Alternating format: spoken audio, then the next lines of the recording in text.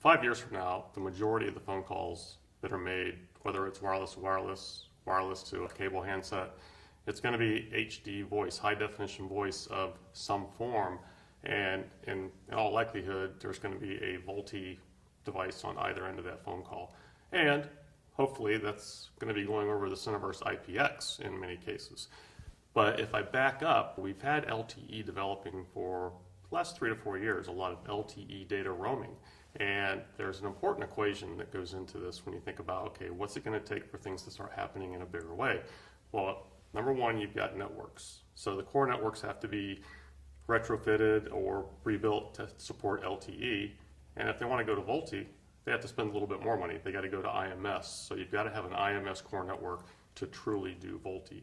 So if you think about today's environment, we've got roughly 440 networks globally that have done LTE.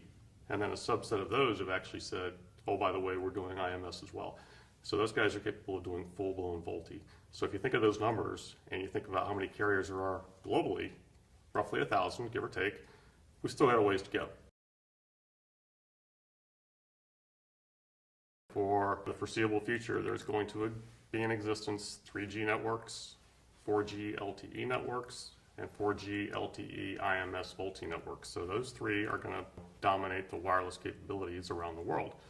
And throw in the fixed line networks and the cable networks, which, by the way, the cable guys also have IMS capabilities. So they're kind of like a IMS VoLTE network already. They can do high definition voice.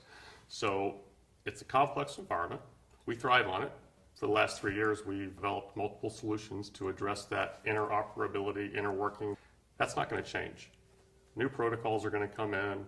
This new protocol called SIP, SIP, is going to come in and replace SS7. It's complex. In the old days, voice was very different than packets of data going over the internet. Well, today, that's all coming together into one stream.